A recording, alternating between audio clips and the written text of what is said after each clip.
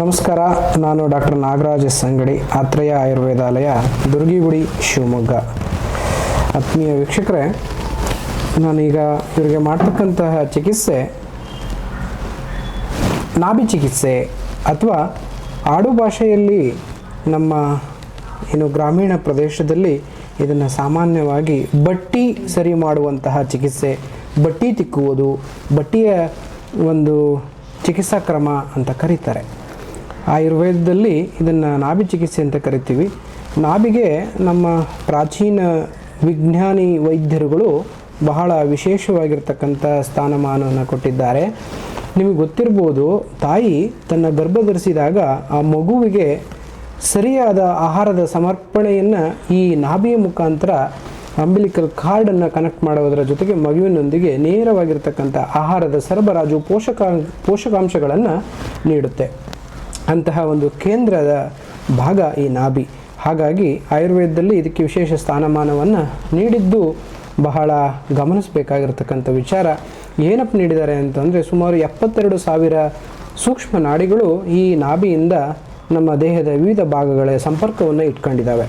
ಹಾಗೆಯೇ ನೋಡಿ, ವಾತದೋಷ, ಸಮಾನ ವಾಯು, ಸಮಾನೋ ಅಂತರಗ್ನಿ ಸಮೀಪಸ್ಥಿತಾ ಅಂತ ಕರೀತಾರೆ.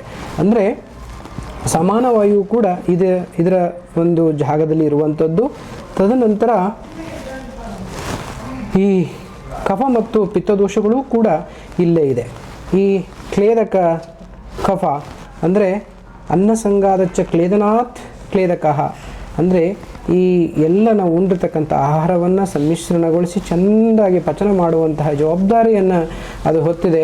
ಪಾಚಕೋ ಅಂದರೆ ಪಾಚಕ ಪಿತ್ತ, ಇನ್ನೊಂದು ಅದು ಪಿತ್ತದಲ್ಲಿ ಬರುವಂಥದ್ದು ಪಾಚಕ ಪಿತ್ತ. ಪಾಚಕ ಪಿತ್ತ ಪಕ್ವಾಶಯ ಆಮಾಶಯ ಮಧ್ಯಸ್ಥಂ ಅಂತ ಕರೀತಾರೆ. ಅಂದರೆ ಈ ಆಮಾಶಯ ಮತ್ತು ಪಕ್ವಾಶಯದ ಮಧ್ಯದಲ್ಲಿ ಇರುವಂತಹ ಜಾಗವೇ ಈ ಪಾಚಕ ಪಿತ್ತದ ಸ್ಥಾನ. ಅದು ಜೀರ್ಣಕ್ರಿಯೆಗೆ ಮತ್ತು ವಿವಿಧ ಭಾಗಗಳ ವಿಭಾಗಗಳನ್ನು ಮಾಡುವಂತಹ ಒಂದು ಕ್ರಿಯೆ ಅಲ್ಲಿ ನಡೆಯುತ್ತೆ. ಹಾಗಾಗಿ ಇವರಿಗೆ ಬಹಳ ದಿನಗಳಿಂದ ಬಹಳಷ್ಟು ತೊಂದರೆಗಳನ್ನು ಅವರು ಅನುಭವಿಸ್ತಿದ್ದಾರೆ. ಈಗ ನೇರವಾಗಿ ಅವರನ್ನು ನಾವು ಕೇಳೋಣ, ಏನೇನು ತೊಂದರೆ ಇತ್ತು ಅನ್ನೋದನ್ನು. ನೀವು ಹೇಳಿ, ನಿಮ್ಗೆ ಏನೇನು ತೊಂದರೆ ಇತ್ತು ಅನ್ನೋದನ್ನು ನೀವು. ಸರ್, ಗಾಳಿ ಊರಿಂದ ಬಂದಿದ್ದು ನೀವು? ನಾವು ಚಾಮರಾಜನಗರದಿಂದ ಸರ್ ಬಂದಿರೋ. ಓಕೆ.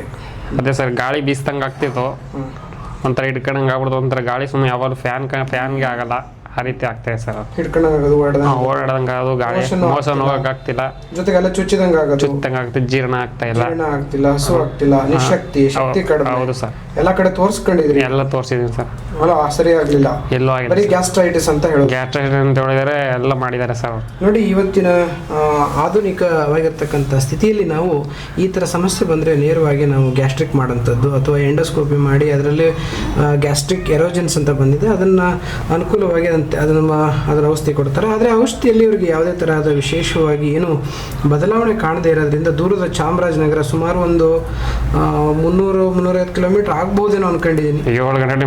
7 ಗಂಟೆ ಜರ್ನಿ ಮಾಡ್ಕೊಂಡು ಬಂದಿದ್ದಾರೆ. ಪಾಪ ಅವ್ರ ಕುಟುಂಬ ಎಲ್ಲರೂ ಬಂದಿದ್ದಾರೆ, ಅಮ್ಮ, ಅಜ್ಜಿ, ನೀವು ಎಲ್ಲರೂ ಬಂದಿದ್ದೀರಿ. ನಿಮಗೆ ಉತ್ತಮವಾದ ಚಿಕಿತ್ಸೆಯನ್ನು ನಾವು ನೀಡ್ತೀವಿ.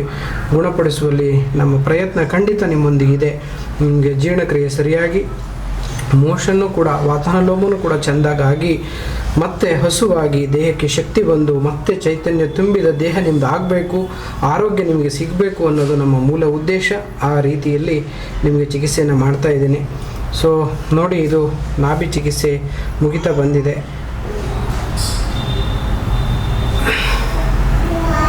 ನನ್ನ ಹೆಸರು ಡಾಕ್ಟರ್ ರಶ್ಮಿ ಅಂತ. ನಾನು ಆತ್ರೇಯ ಆಯುರ್ವೇದಾಲಯದಲ್ಲಿ ಕೆಲಸ ಮಾಡ್ತಾಯಿದ್ದೀನಿ. ಸೊ ನಾಭಿ ಅಂತ ಹೇಳುವುದು ದೇಹದ ಭಾಗಗಳನ್ನು ನಮ್ಮ ಆಚಾರ್ಯರು ವಿವರಿಸಿರೋ ಥರದಲ್ಲಿ ಒಂದು ಮುಖ್ಯವಾದ ಒಂದು ಭಾಗ. ಸೊ ಹೇಗೆ ಮಗುವಲ್ಲಿ ಹೊಟ್ಟೆಯೊಳಗೆ ಇರುವಾಗ ಅದಕ್ಕೆ ಹೇಗೆ ಪೋಷಕಾಂಶಗಳಿಗೆ ಮೇಜರ್ ಆಗಿರುವಂತಹ ಪಾರ್ಟು, ಹಾಗೆ ಕೂಡ ನಾವು ಬೆಳೆದ ಮೇಲೂ ಕೂಡ ಅಲ್ಲಿಂದ ಎಲ್ಲ ರೀತಿಯಾದಂತಹ ದೇಹಕ್ಕೆ ಎಲ್ಲ ರೀತಿಯಾದಂತಹ ನರಗಳು ಅದರ ಮೂಲಕ ಹೊರಡೋದ್ರಿಂದಾಗಿ, ಹಾಗೆ importance in digestion and metabolism. So ದೋಷಗಳಲ್ಲಿ ಹೇಳೋದಾದರೆ ಸಮಾನವಾತ, ಪಿತ್ತದಲ್ಲಿ ಹೇಳೋದಾದರೆ ಪಾಚಕ ಪಿತ್ತ, ಹಾಗೆ ಕಫದಲ್ಲಿ ಹೇಳೋದಾದರೆ ಕ್ಲೇದಕ ಕಫಗಳು ಈ ಸೈಟಲ್ಲಿ ಇರುತ್ತೆ. ಸೊ ಇದರಲ್ಲಿ ಏನೇ ಮೇಲೆ ಕೆಳಗೆ ಆದಾಗ ಪೇಷಂಟ್ಗೆ ಈ ಥರದ ಸಿಂಪ್ಟಮ್ಸ್ಗಳು ಬರುತ್ತೆ. ಆಹಾರ ಸರಿಯಾಗಿ ಜೀರ್ಣ ಆಗದೇ ಇರುವಂಥದ್ದು, ಹೊಟ್ಟೆಯಲ್ಲಿ ಗಾಳಿ ಓಡಾಡ್ದಂಗೆ ಆಗೋದು, ಮೋಷನಲ್ಲಿ ತಿಂದಿರೋ ಆಹಾರ ಹಾಗೆ ಪಾಸ್ ಆಗುವಂಥದ್ದು. ಸೊ ಇವೆಲ್ಲವೂ ಕೂಡ ಆ ದೋಷಗಳ ಏರುಪೇರನ್ನು ಸೂಚಿಸುತ್ತೆ. ಸೊ ಅದಕ್ಕೆ ಒಂದು ಚಿಕಿತ್ಸೆ ಅಂತ ಹೇಳಿದ್ರೆ ಈ ನಾಭಿ ಚಿಕಿತ್ಸೆ, ಅದನ್ನು ಇವರಿಗೆ ಈಗ ಮಾಡ್ತಾ ಇದ್ದೀವಿ.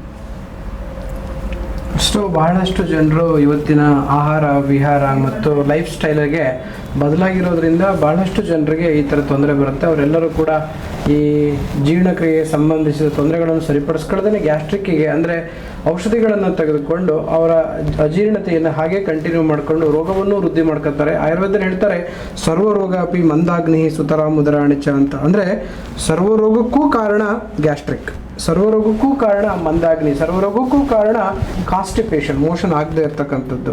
ಸೊ ಹಾಗಾಗಿ ಆಯುರ್ವೇದದ ಮೂಲ ಸಿದ್ಧಾಂತದ ಅಡಿಯಲ್ಲಿ ನಿಮಗೆ ಏನು ಚಿಕಿತ್ಸೆ ಮಾಡ್ಬೋದು. ಈಗ ನಾಭಿ ಚಿಕಿತ್ಸೆಯನ್ನು ಮಾಡ್ತಿದ್ದೀವಿ, ತದನಂತರ ಅಗ್ನಿದೀಪನ ಜೀರ್ಣಶಕ್ತಿಯನ್ನು ವೃದ್ಧಿಗೊಳಿಸುವಂಥದ್ದು, ಜಾಸ್ತಿ ಮಾಡುವಂಥದ್ದು, ವಾತಾನುಲೋಮನ ಆಗುವಂತೆ ನೋಡ್ಕೊಳ್ಳೋಂಥದ್ದು, ಮೋಷನ್ ಸರಿಯಾಗಿ ಆಗುವಂತೆ ನೋಡ್ಕೊಳ್ಳೋಂಥದ್ದು, ಜೊತೆಗೆ ನಿಮಗೆ ಇವೆಲ್ಲ ಬಂದಾದಮೇಲೆ ನಿಮ್ಮ ದೇಹಕ್ಕೆ ಶಕ್ತಿಯನ್ನು ಕೊಡುವಂಥ ರಸಾಯನಗಳನ್ನು ಕೊಟ್ಟು ನಿಮಗೆ ಉತ್ಕೃಷ್ಟವಾಗಿರ್ತಕ್ಕಂಥ ಶಕ್ತಿ ಕೊಡುವಲ್ಲಿ ಅಥವಾ ನಿಮ್ಮ ಆರೋಗ್ಯ ಕೊಡುವಲ್ಲಿ ನಮ್ಮ ಹೆಜ್ಜೆ ಮುಂದೆ ಇರುತ್ತೆ. ಖಂಡಿತವಾಗ್ಲೂ ನೀವು ಚಾಮರಾಜನಗರದಿಂದ ಬಂದಿದ್ದೀರಿ, ಒಳ್ಳೆ ಆರೋಗ್ಯವನ್ನು ಕೊಡೋಕ್ಕೆ ನಾವು ಸದಾ ಪ್ರಯತ್ನ ಮಾಡ್ತೀವಿ ಅಂತ ತಿಳಿಸ್ತಾ ಇವತ್ತಿನ ಈ ವಿಶೇಷ ಒಂದು ಸಂಚಿಕೆಯನ್ನು ಮುಗಿಸ್ತೀವಿ. ಮುಂದಿನ ಸಂಚಿಕೆಯೊಂದಿಗೆ ಸಿಗೋಣ.